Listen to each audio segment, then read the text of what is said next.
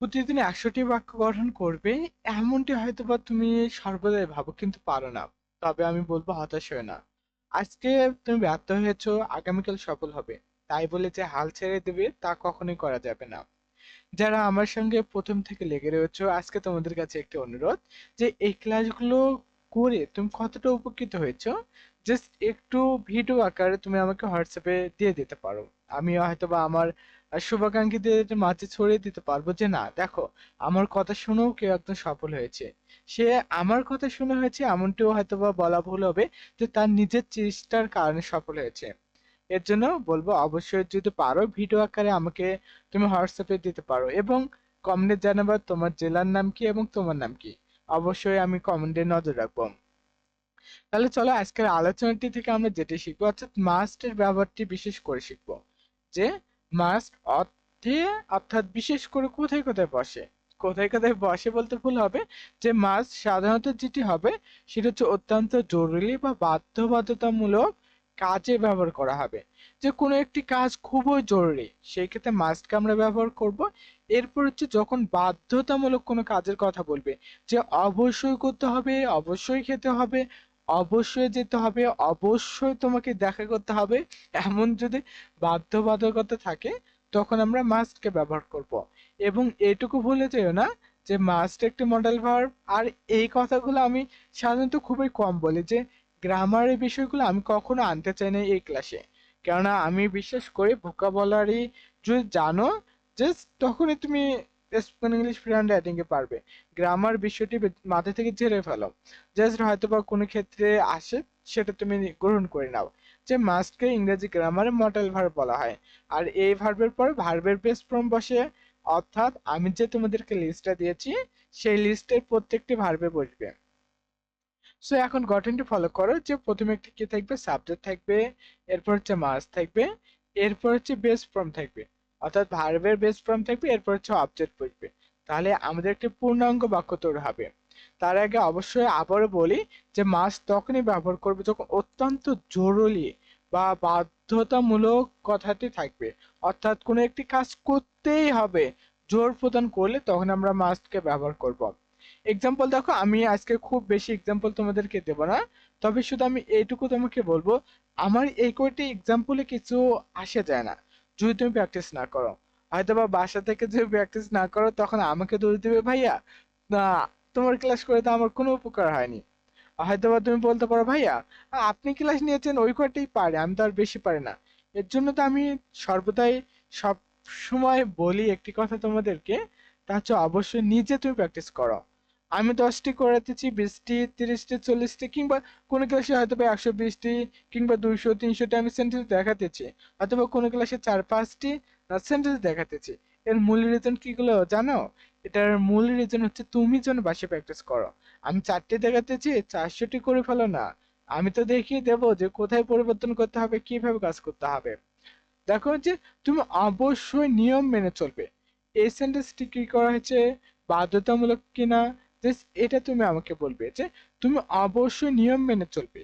অবশ্যই এখানে বাধ্যবাধকতা রয়েছে, যে নিয়ম মানার বিষয়টি বাধ্যবাধকতা রয়েছে। এটার ক্ষেত্রে আমরা কি করব, সেন্টেন্স মেক করার ক্ষেত্রে সাবজেক্ট বসাবো। এখন সাবজেক্ট এখানে কি হবে, তুমি, যে অবশ্যই তুমি হবে। এর জন্য আমরা ইউ কে ব্যবহার করলাম, এরপর হচ্ছে কি মাস্ট কে ব্যবহার করব, যে ইউ মাস্ট, তুমি কি অবশ্যই। এরপরে দেখো নিয়ম মেনে চলবে। এখন এখানে ভার্ব কোনটি, মেনে চলা। মেনে চলা হচ্ছে আমাদের ভার্ব। কি, এখানে আবারও মনে করে দেই, এটা হচ্ছে মেনে চলা হচ্ছে আমাদের ভার্ব। সো মেনে চলা ইংরেজি হচ্ছে follow. So you must follow, তুমি অবশ্যই মেনে চলবে। এই অংশটুকুর মিনিং হচ্ছে তুমি অবশ্যই মেনে চলবে নিয়ম, দা রুলস, দা রুলস, যে তুমি অবশ্যই নিয়ম মেনে চলবে, অবশ্যই নিয়ম মেনে চলবে। জাস্ট এখন তোমার কাজকে জানো, আমি যদি শুধু এখানে বলে দেই তাহলে দেখতে পারবে যে অনেকগুলো সেন্টেন্স মেক করতে পারবে। এই ফলোর জায়গায় তোমাকে বেশিরভাগ ক্ষেত্রে পরিবর্তন হবে, অর্থাৎ এই অংশটুকুই হচ্ছে আমাদের ভার্ব। এই অংশটুকু কি, এই এই অংশটুকু হচ্ছে আমাদের ভার্ব, এবং এখানে যে ভার্বটি বসবে তাকে অবশ্যই ভার্বের বেস ফর্ম হতে হবে, তখনই বুঝতে পারবে। এছাড়া কখনোই বসবে না। যে you must follow the rules, যে তুমি অবশ্যই নিয়ম মেনে চলবে। এখন লক্ষ্য করো, আমি যদি এই অংশটুকু কে শুধু এখানে দেই, তাহলে দেখো আমি কি চেঞ্জ করতে পারি কিনা।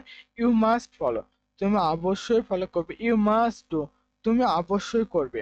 এরপর আমি দিতে পারি ইউ মাস্ট চেক, যে CHECK, যে ইউ মাস্ট চেক, যে তুমি অবশ্যই চেক করবে। কি করবে? তুমি চেক করবে।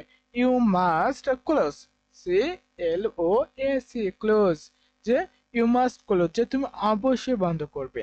এরপর তুমি যতগুলো ভার্ব রয়েছে, যে ইউ মাস্ট বলতে পারো, কি বলতে পারো এখানে, প্লে, PLAY, প্লে, যে তুমি অবশ্যই খেলবে। কি করবে? তুমি অবশ্যই খেলবে।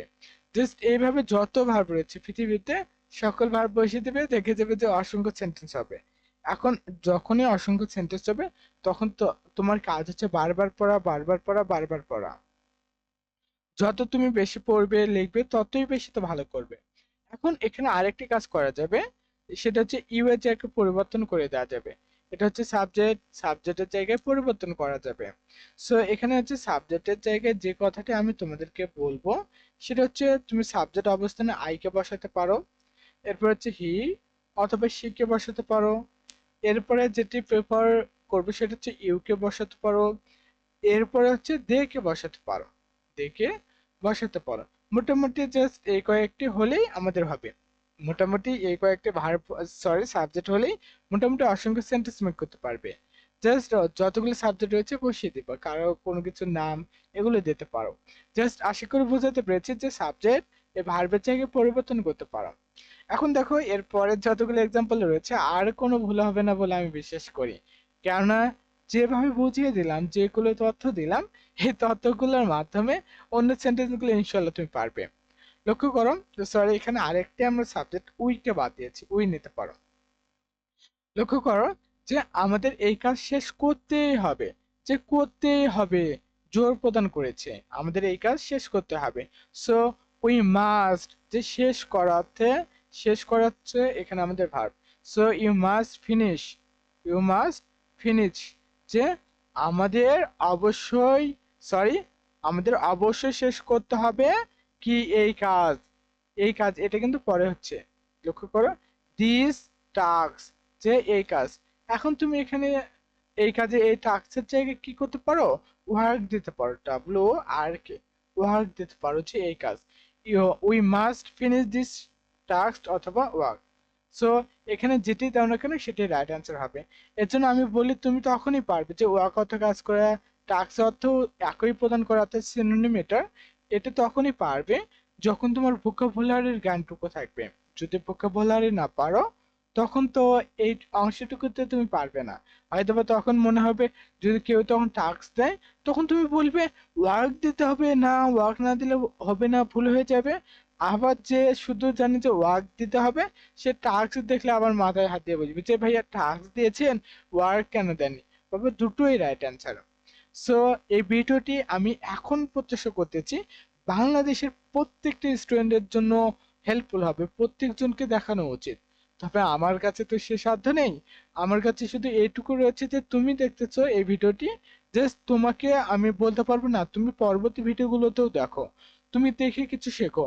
যদি শিখতে পারো তখন, তখনই তো তুমি তোমার প্রিয় কাউকে জানাবে যে দেখো নোভেল রোডে এরকম আয়োজন রয়েছে, তুমি চাইলে করে নিতে পারো। যদি না করো হয়তোবা তোমার জীবনের শেষ মুহূর্তে গিয়েও হ্যাঁ এই সবগুলো আবার শিখতে হবে নতুন করে।